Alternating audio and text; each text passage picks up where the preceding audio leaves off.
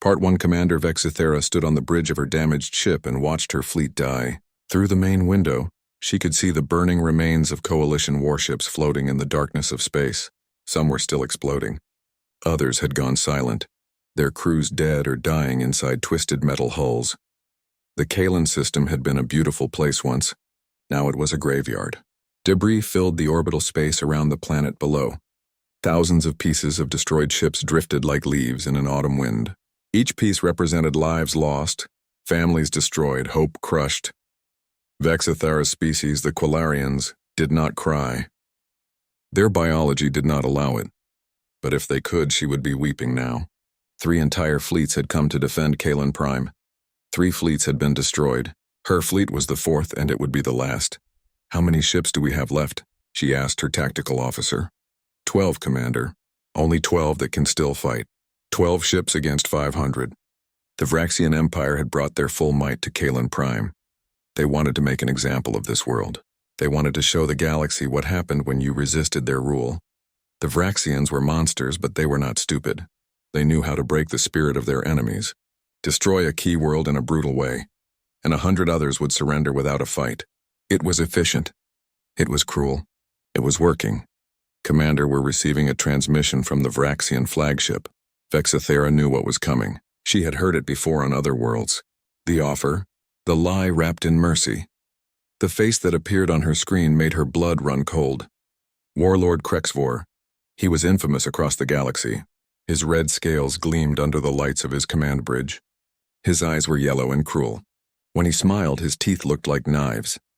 "Coalition Commander," Krexvor said, his voice smooth like poison. "You have fought well. Your people have shown bravery. But bravery without hope is just another word for stupidity."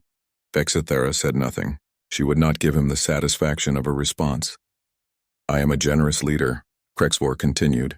"Surrender now and I will spare the civilians on the planet below. They will become servants of the Empire, yes, but they will live.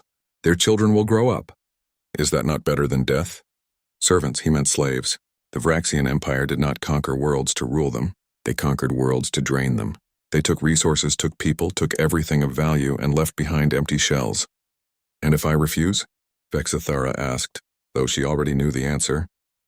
Krexvor's smile grew wider. "Then I will destroy every ship you have. Then I will bombard the planet until nothing lives. Then I will broadcast images of the burning world across the galaxy so everyone knows what resistance costs. You have 5 minutes to decide." The screen went dark. Vexithera looked at her crew. Young faces. Tired faces. Faces that had seen too much death. They were looking at her, waiting for orders, waiting for a miracle that would not come. "Send a distress signal," she said quietly. "Galaxy-wide. Tell them Kalin Prime is falling. Tell them we need help." Her communications officer looked sad. "Commander, all nearby fleets are destroyed or too far away. No one can reach us in time." "Send it anyway." The signal went out. It traveled across space at the speed of light, carrying a message of desperation. Vexithera did not expect a response. She was preparing to give the order to evacuate the last civilian transports when something impossible happened. A new signal appeared on their sensors. Then another. Then dozens more. "Commander, we have incoming ships." "They just appeared out of hyperspace." "Who are they? More Coalition forces?" The tactical officer stared at his screen in confusion. "No, Commander. The identification codes. They're from Earth." "Earth?" Vexithera could not hide her surprise. "The humans?" A face appeared on the communication screen. It was a human woman, middle-aged with dark hair and kind but serious eyes. "Coalition forces, this is Ambassador Han Soman of Earth. We received your distress call. Help has arrived. Please hold your position." Vexithera felt something she had not felt in months. A small spark of hope, but also confusion. Earth was a small world on the edge of known space. The humans had only made contact with the galaxy 50 years ago. They were peaceful, quiet, keeping to themselves. What could they possibly do against the Vraxian Empire? "Ambassador Soman," Vexithera said carefully, "we appreciate your courage in coming here. But you should leave. The Vraxian fleet is massive. They will destroy you." The human woman smiled. It was not a happy smile. It was the smile of someone who knew a secret. "Commander, watch your sensors. I think you'll be surprised." Vexithera turned to her tactical display. What she saw made her breath stop. 120 ships had emerged from hyperspace in perfect formation. They were human ships, but they did not look like any human vessels she had seen before. They were sleek and angular, like blades made of metal and light. Their hulls were dark, absorbing light rather than reflecting it, and they were covered in weapons. So many weapons, how did they build this? Her tactical officer whispered. How did we not know? A new voice came over the communication channel. This one was male, calm, with the authority of someone born to command. This is Admiral Park Taewon of the Earth Defense Fleet, commanding the flagship Indomitable. We're here to assist. Vraxian forces, this is your only warning. Withdraw from this system immediately or we will remove you by force. For a moment, everything was silent. Then from the Vraxian flagship came the sound of laughter. Krexvor's face appeared on the screen again, his expression one of pure amusement. Humans, the warlord said between laughs. The primitive species from the Outer Rim? You dare threaten the Vraxian Empire? I have 500 warships. You have barely 100, and you think you can stop me? Admiral Taewon's voice remained calm. I don't think, I know. This is your last chance. Krexvor's laughter died. His eyes turned cold. Very well. I will enjoy crushing you. Let me show the galaxy what happens to arrogant fools. He barked orders to his fleet. Attack Wing 3, destroy these insects. Show them the power of the Empire. 150 Vraxian warships broke formation and accelerated toward the human fleet. Each ship was massive, bristling with weapons, engines burning bright as they charged forward. It was a force that could level cities, destroy entire planetary defenses. Vexithara watched in horror. The humans had come to help and now they would die. She opened a channel to Admiral Taewon. Human fleet, please retreat. You can't win this fight. Commander, Taewon replied, we didn't come all this way to run. Watch closely. You're about to see something the galaxy has never witnessed before. On the bridge of the Indomitable, Admiral Taewon sat in his command chair and watched the Vraxian ships approach. Beside him stood Captain Kim Hyejin, the ship's commander. She was young but fierce, her dark eyes focused on the tactical display. They're coming fast, Admiral, she said. Let them come. Taewon pressed a button on his chair. All ships weapons free. Show them what Earth brought to this war. The human ships did not move. They held their formation, steady as mountains. Along their hulls, weapon arrays began to glow with a strange blue light. It was beautiful and terrifying at the same time. In the weapons bay deep inside the Indomitable, Chief Engineer Lee Ji-woo watched her displays with barely contained excitement. This was the moment she had been preparing for. Her weapons, her designs, about to be tested in real combat. All systems green, she reported. Plasma kinetic arrays charged and ready. Point defense online, shields at maximum. Captain Hyejin's voice came through the intercom. Ji-woo, the galaxy is watching. Make it impressive, Ji-woo smiled. Oh, it will be. The Vraxian attack wing reached firing range. Every ship opened fire at once. 3,000 plasma torpedoes launched into space, creating a wall of deadly energy rushing toward the human fleet. Watching from her damaged ship, Vexithara closed her eyes. She could not bear to watch the humans die. They had been brave. They had been foolish. But they had tried to help. Then her tactical officer gasped. Commander, you need to see this. She opened her eyes and stared at the display in disbelief. The human ships were still there, still intact, and the Vraxian torpedoes were gone. Not all of them, but almost all. Intercepted by weapons so fast they were invisible to the naked eye. The few torpedoes that got through hit human shields and dissolved like water hitting stone. Then the humans fired back, and the universe changed forever. The first Vraxian ship exploded 15 seconds after the humans opened fire. It did not just get damaged. It did not lose shields or take hull breaches. It simply exploded. One moment it was there, a massive warship full of weapons and warriors. The next moment it was expanding gas and glowing debris. Then the second ship exploded. Then the third. Then 5 more. On the bridge of the Vraxian command ship, Warlord Krexvor stood frozen. His tactical display was showing something impossible. His ships were dying, not slowly, not in the grinding battle of attrition he was used to. They were being erased from existence. What is happening? He roared. What are those weapons? His tactical officer was frantically analyzing the data. Sir, the human weapons appear to be energy beams, but the damage they cause is impossible for energy weapons. They're punching through our shields like they don't exist. Each hit releases energy equivalent to a tactical nuclear device. Then raise shield strength. Divert all power to defenses. We already have, sir. It's not working. On the indomitable Chief Engineer Jiwoo watched her screens with satisfaction. Everything was working exactly as designed.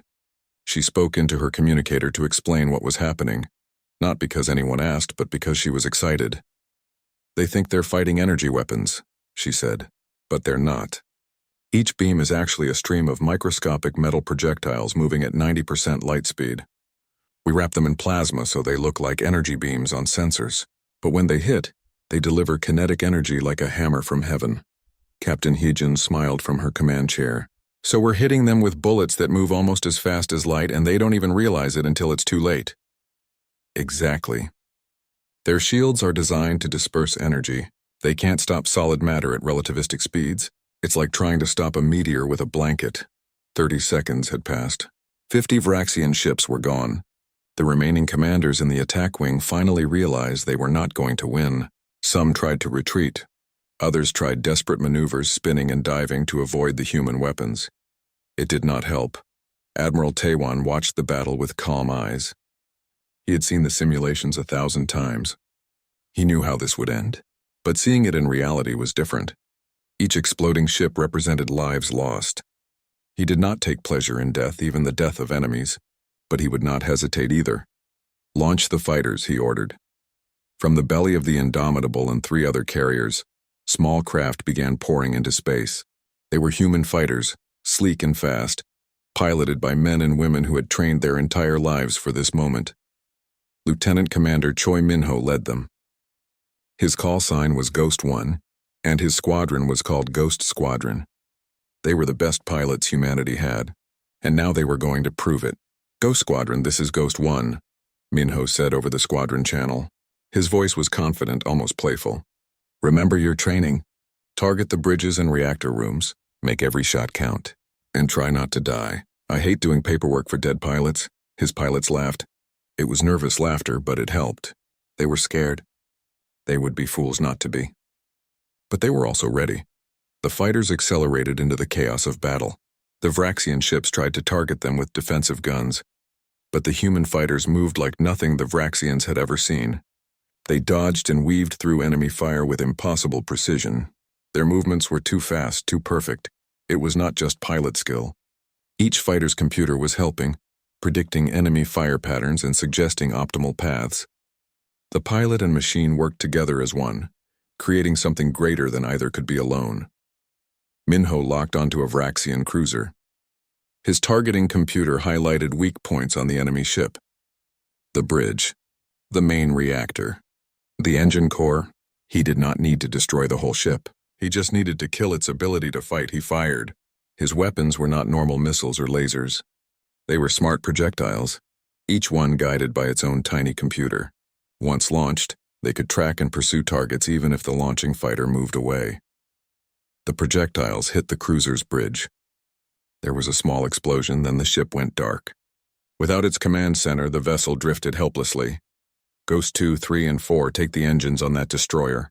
5 and 6 target that battleship's weapons. 7 through 12, you're with me on the carrier.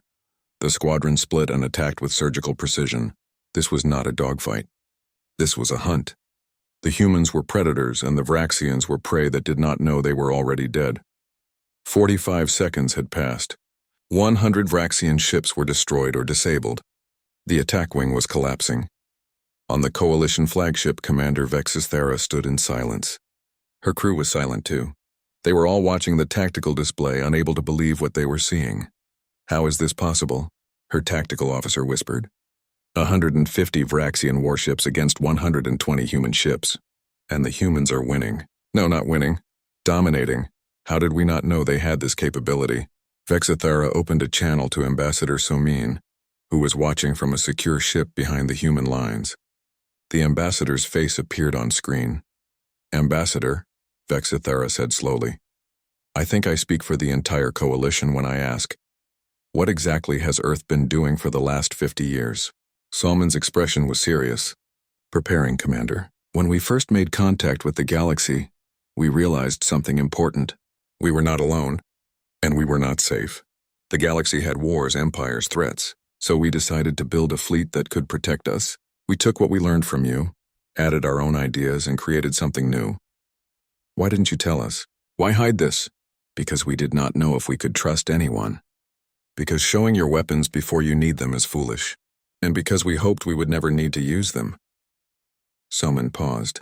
But the Vraxians gave us no choice. So now the galaxy will see what happens when you threaten humanity or our friends. 50 seconds had passed.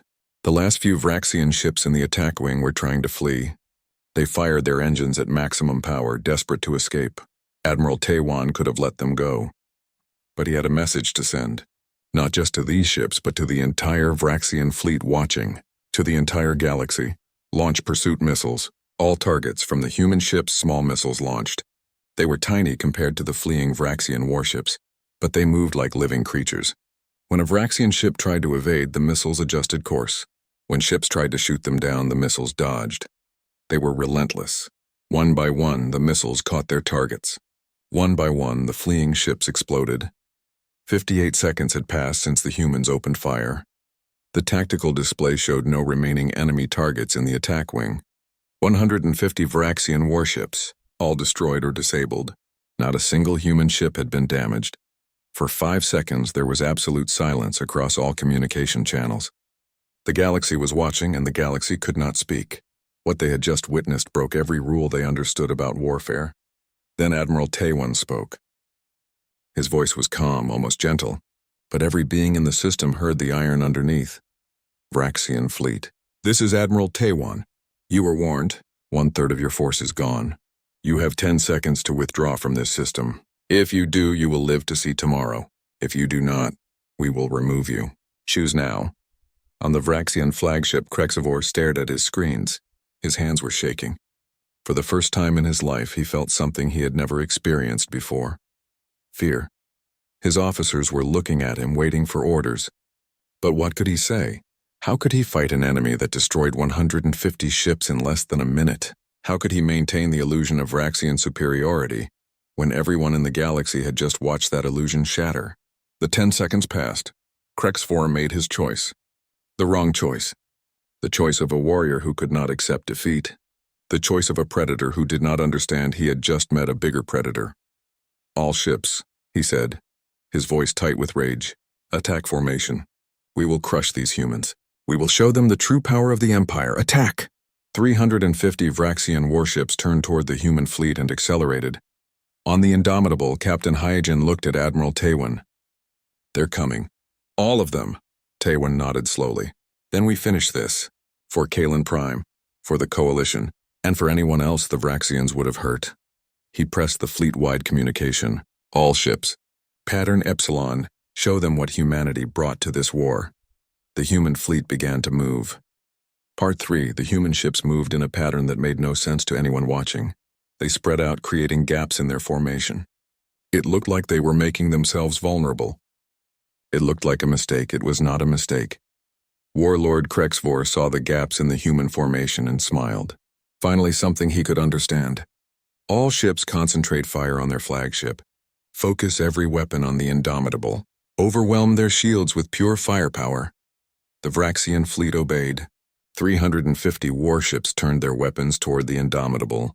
Every gun, every missile launcher, every plasma cannon. They all fired at once. The amount of energy released was incredible. It was enough power to destroy a small moon.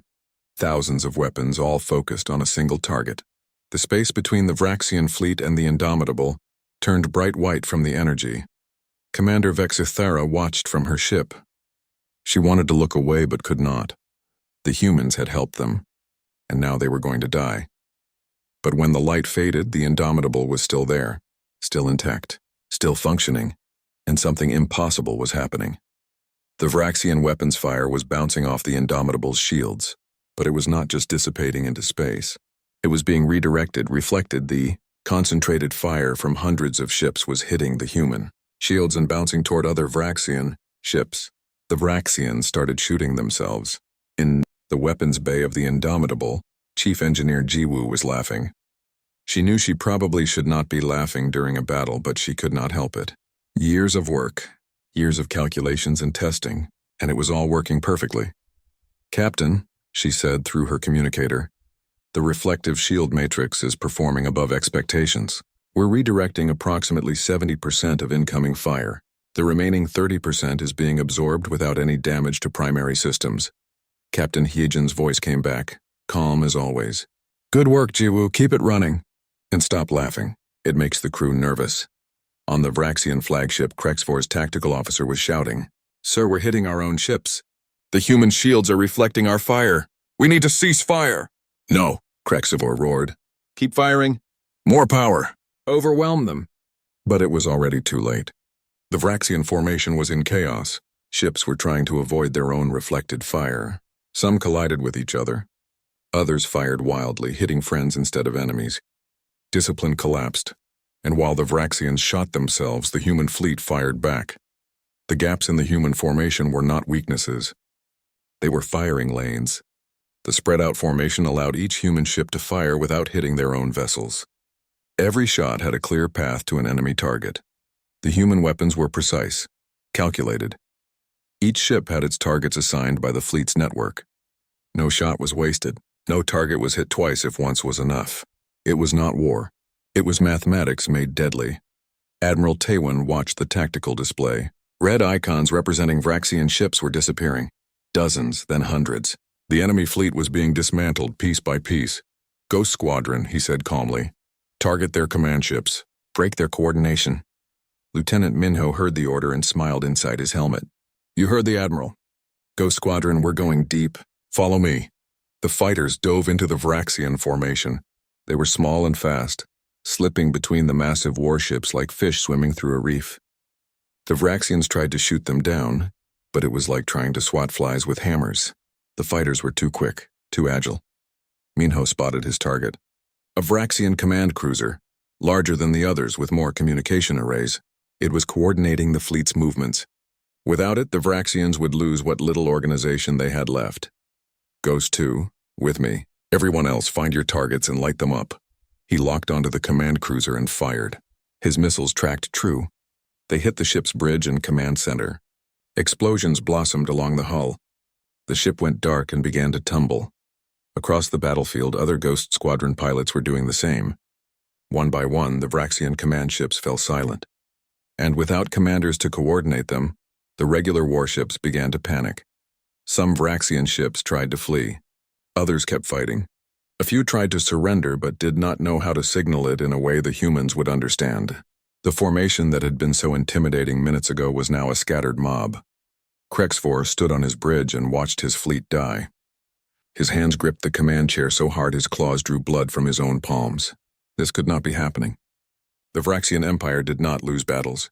They were the strongest military force in the galaxy. Everyone knew that. It was a fact as solid as gravity, but facts could change. "Sir," his tactical officer said quietly, "we have lost over 200 ships. The fleet is breaking apart.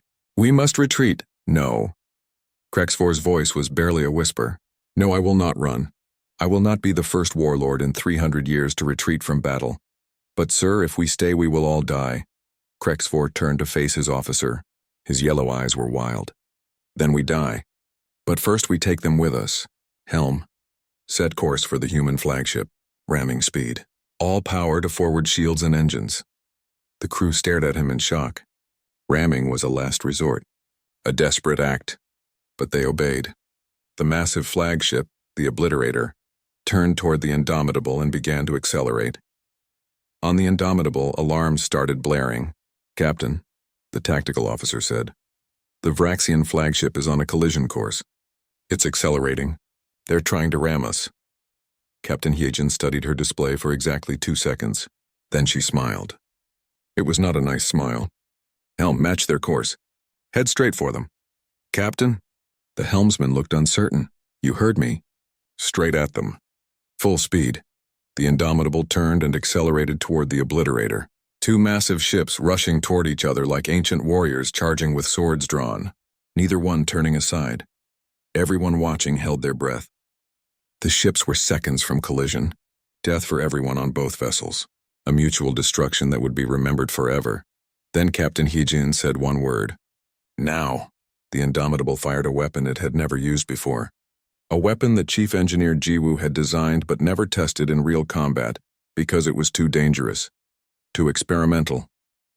A graviton beam. The beam was invisible. It did not burn or explode. Instead, it created a small area of space where gravity went insane, right in front of the obliterator. Right in its path. The Vraxian flagship hit the gravity well at full speed. The ship's forward section was pulled toward the well's center, while the rear section kept moving forward. Metal screamed. Hull plates buckled. The ship began to crumple, folding in on itself like paper being crushed by an invisible hand. Then the reactor core, stressed beyond its limits, breached. The explosion was visible from the planet below. The obliterator, the pride of the Vraxian fleet, simply ceased to exist. The Indomitable flew through the expanding cloud of debris without slowing down. For 10 seconds, there was silence. Then from what remained of the Vraxian fleet, ships began powering down their weapons. Surrender.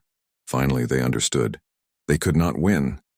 Admiral Taewon opened a channel to the entire system. Vraxian forces, this is Admiral Taewon. Power down your weapons and shields. You will be treated according to the laws of war. Resist and you will share your warlord's fate. Choose now. The choice was easy. One by one, the remaining Vraxian ships surrendered. The great fleet that had come to crush Kalin Prime was beaten. Of the 500 ships that started the battle, fewer than 100 remained functional. On the Coalition flagship, Commander Vexus Thera found her voice. Send a message to all Coalition forces. Tell them Kalin Prime is saved. Tell them the Vraxians are defeated. And tell them that Earth has joined the war. Her communications officer began transmitting. The message would spread across the galaxy at light speed. Within hours, every civilization would know the balance of power had changed. A new force had entered galactic politics, and they had announced themselves with thunder. Admiral Taewon stood on his bridge and looked at the stars. The battle was over. They had won, but he felt no joy. Only a heavy weight of responsibility. Captain Heejin approached him. Admiral, we're receiving surrender signals from 86 Vraxian ships. What are your orders? Secure them. Take their crews prisoner, and get medical teams ready. Human and Coalition both. Treat their wounded the same as ours. Heejin raised an eyebrow. Sir, they would not do the same for us. I know. That's why we're better than them. Taewon turned to face her. We didn't come here to be conquerors. We came to stop conquerors. There's a difference, and we need to remember that difference or we become the very thing we're fighting against. Heejin nodded slowly. Understood, sir. The human fleet began the work of securing the system. Medical ships moved to rescue survivors from both sides. Engineering teams started clearing the orbital debris to make space safe again. It was not glorious work, but it was necessary. And across the galaxy, 1 million worlds received the news. The Vraxian Empire thought Invincible had been defeated. By humans, a species most had never heard of until today. The galaxy would never be the same. The battle was over, but the work was just beginning. Lieutenant Commander Choi Minho brought his fighter back to the Indomitable's landing bay. His hands were steady on the controls, but inside he was shaking. The adrenaline was wearing off, and reality was setting in. Ghost Squadron had launched with 48 fighters. Only 45 were coming back. Minho's fighter touched down. He climbed out and removed his helmet. The landing bay was busy with activity. Crews were refueling ships, repairing damage, hauling ammunition, but Minho stood still, looking at the empty spaces where 3 fighters should have been. Ghost 7. Ghost 19.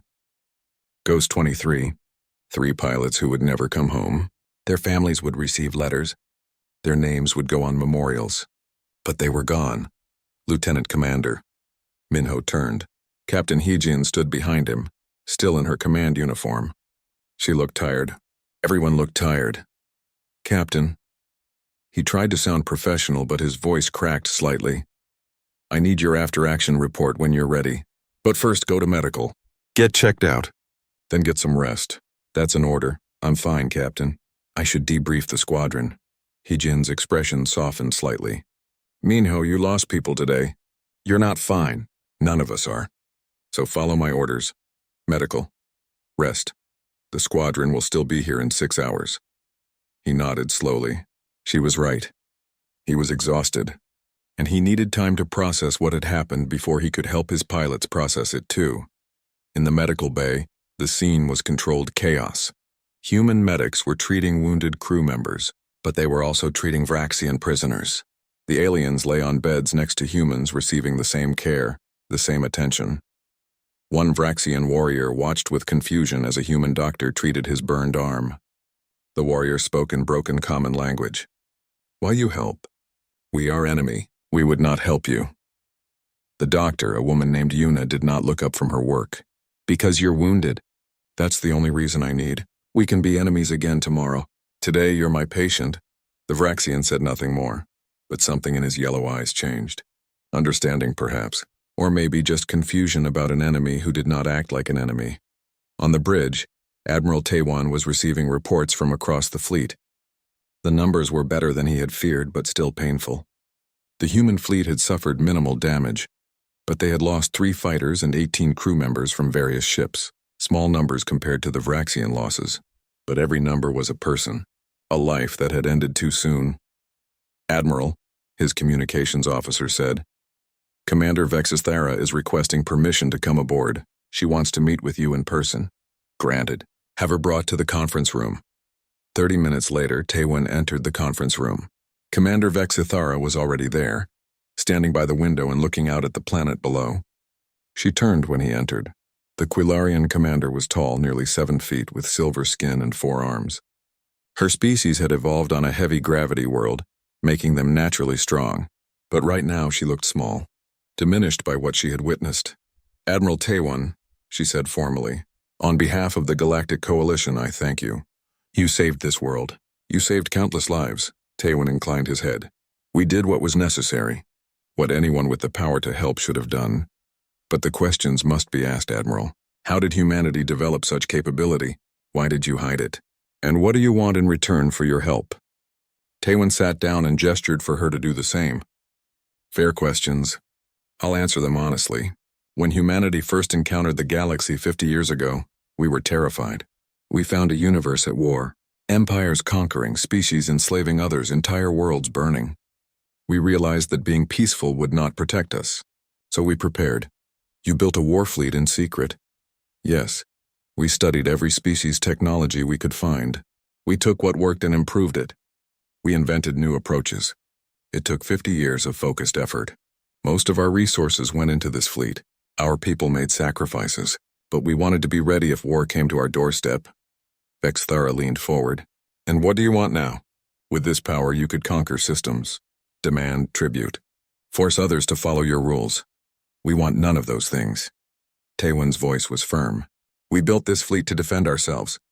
But when we heard your distress call, we had a choice. Stand by and let the Vraxians crush you or intervene. We chose to intervene because we believe no one should live under tyranny. Not you, not us, not anyone. So you ask for nothing? We ask for partnership. We want Earth to join the coalition as a full member. We want to share defensive technology to help you protect yourselves better. And we want the galaxy to know that humanity stands against oppression. That's all?" Vexthara was silent for a long moment. Then she did something surprising.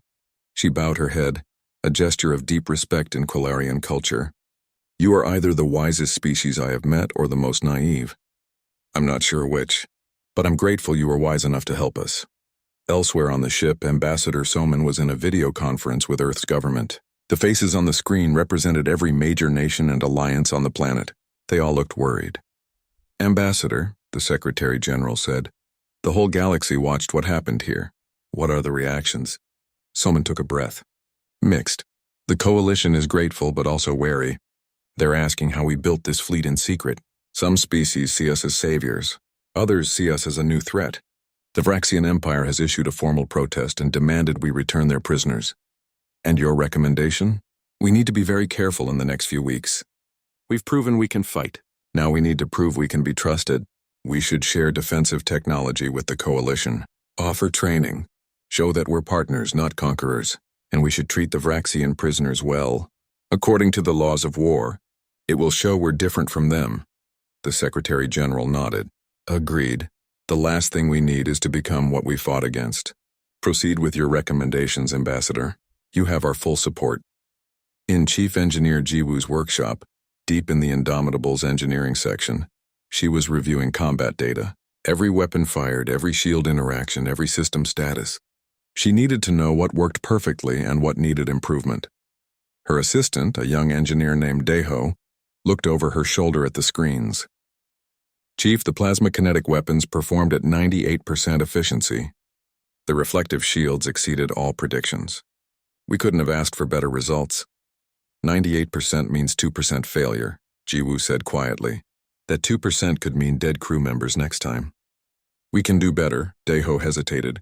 Chief, can I ask you something? Did you ever think about what would happen if our weapons ended up in the wrong hands? If some hostile species got hold of our technology? Jiwoo stopped working and turned to face him. Every single day. That's why we built in safeguards, self-destruct systems, encryption that can't be broken. But you're right to worry. We opened a door today. Other species will try to copy what we did. Some will succeed. We've changed the balance of power in the galaxy, and we can't change it back. Do you think we did the right thing? I think we did the necessary thing. The Vraxians would have destroyed Kalin Prime. Millions would have died or been enslaved. We stopped that. But necessity and right are not always the same. We'll have to live with the consequences of what we've done here, all of us. Late that night, by ship time, Admiral Taewon stood alone in his quarters.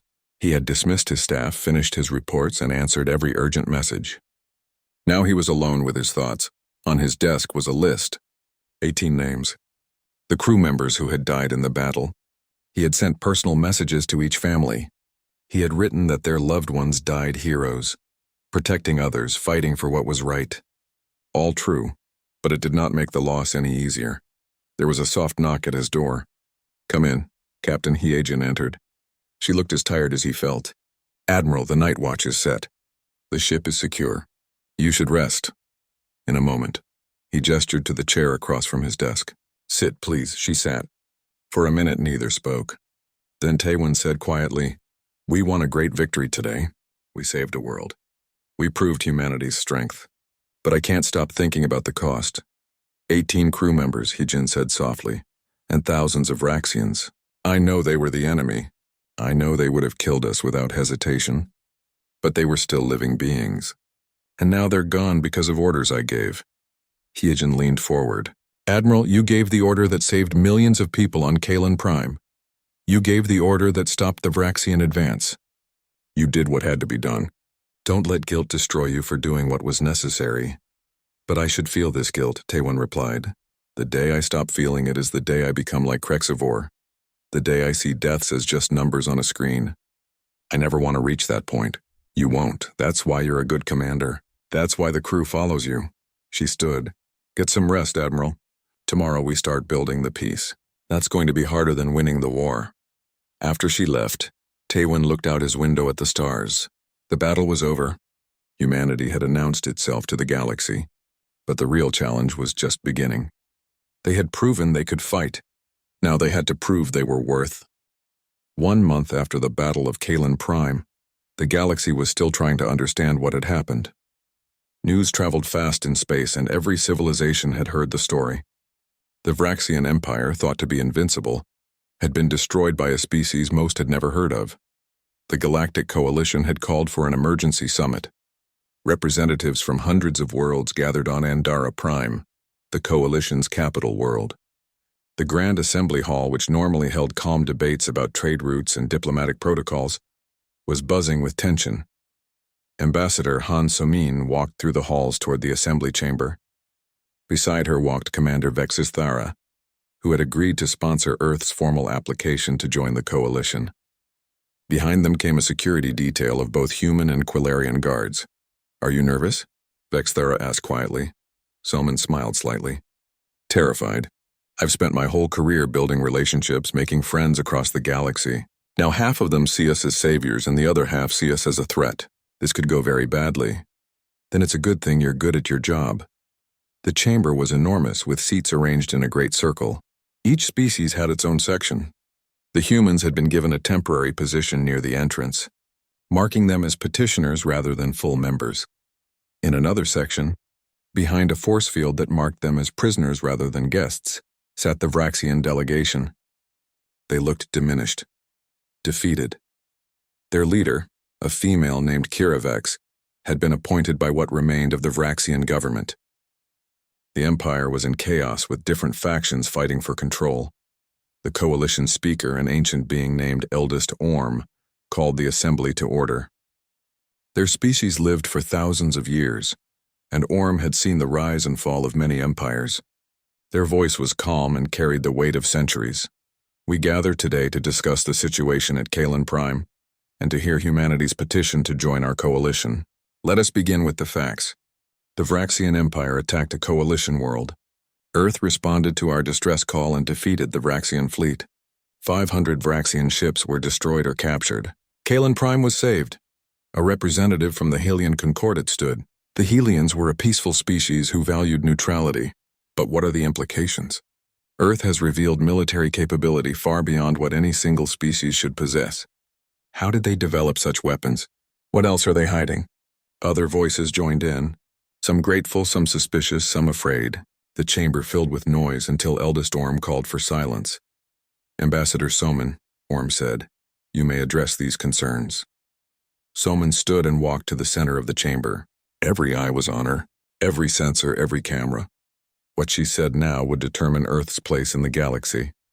Honored members of the coalition, she began, I understand your concerns. You want to know what humanity has been doing for 50 years. You want to know if we're a threat. These are fair questions, and I will answer them honestly. She activated a hologram that showed Earth and its solar system. When we first encountered the galaxy, we were excited. We thought we would find friends, partners, allies. And we did find some, but we also found something else.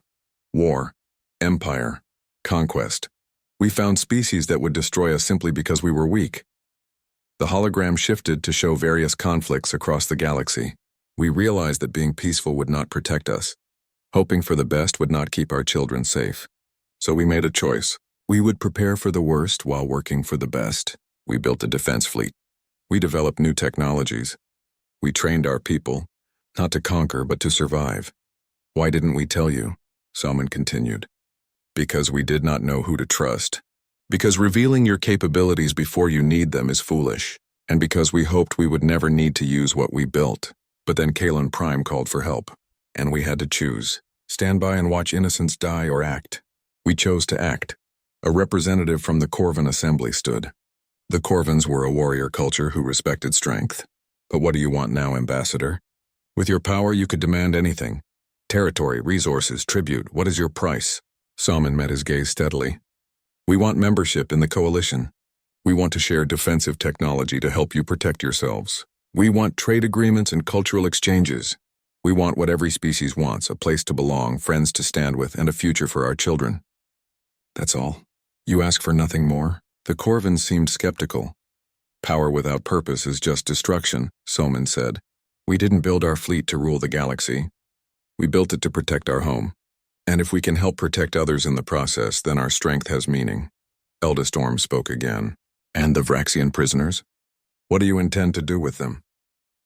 We will treat them according to the laws of war, Soman replied. They will be held until the conflict is resolved. They will receive medical care, food, and humane treatment. When appropriate, they will be returned to their people. We're not interested in revenge. We're interested in justice. The Vraxian representative, Kiravex, stood behind her force field. The Empire demands the return of our people immediately. They are prisoners of war taken in an illegal attack. Soman turned to face her. Illegal? Your fleet attacked a coalition world unprovoked. You were attempting genocide. Earth responded to a legitimate distress call. Your people will be returned when the Empire agrees to withdraw from all occupied territories and pay reparations for the worlds you destroyed. Impossible. The Empire will never agree to such terms. Then your people will remain our guests for a very long time. Salman's voice was firm but not angry. Your Empire has a choice. Continue fighting and lose more battles. Or accept that the galaxy has changed. Your choice. The assembly dissolved into discussion. Representatives argued, debated, and negotiated. It went on for hours. But slowly a consensus formed. Fear of humanity was real, but gratitude was stronger. The coalition needed Earth more than they feared them. Finally, Eldest Orm called for a vote. All in favor of granting Earth full membership in the Galactic Coalition? The vote was not unanimous. Some species abstained. A few voted against, but the majority voted yes. Earth was now a full member of the coalition. That evening, on the indomitable, still orbiting Kalin Prime, Admiral Taiwan received the news. He was in his quarters with Captain Heejin and Chief Engineer Jiwoo sharing a meal. It was a rare moment of peace. The coalition accepted us, Taiwan said, reading the message on his datapad. Full membership, seat on the Security Council, access to all coalition resources and territories. That's good news, Heejin said. Right? It's complicated news, Taiwan replied.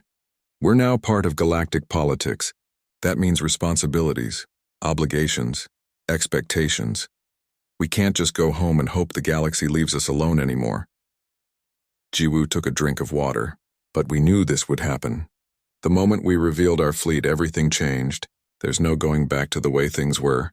No, Taiwan agreed. There isn't. The question is, what do we do now? We keep our promises, Heejin said firmly. We share defensive technology with the coalition. We train their forces. We respond when threats emerge. We prove that our strength serves a purpose beyond just having strength. A message came through to Taiwan's communicator. He read it and his expression grew serious. Intelligence reports that other powers in unexplored regions are taking notice of us. Some are curious. Some are concerned. And some see us as a challenge to overcome. So more battles are coming, Jiwoo said quietly. Probably. The Vraxians were just one empire. There are others. And now that we've painted a target on ourselves, they'll come. Eventually, the three of them sat in silence for a moment. Then Heejin raised her glass. To the future, then. Whatever it brings. Taiwan and Jiwoo raised their glasses as well. To the future. Far away on Earth, people celebrated. News of the coalition membership was broadcast across every channel. Humanity had joined the galactic community.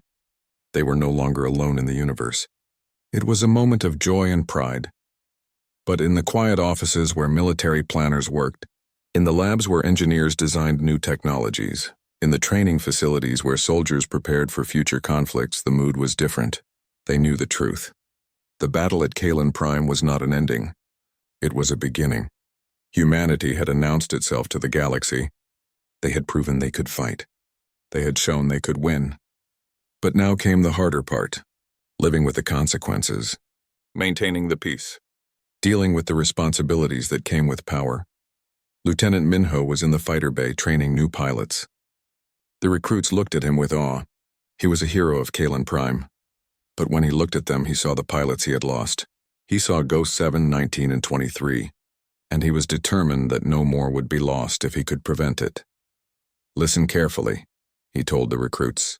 Victory at Kalin Prime looks impressive from the outside, but I lost 3 pilots, 3 friends, 3 people who trusted me to bring them home. War is not glorious. It's necessary sometimes, but it's never glorious. Remember that. The recruits nodded, their excitement tempered by his words. On Kalin Prime, life was slowly returning to normal. The orbital debris had been cleared. The defense stations were being rebuilt with human help.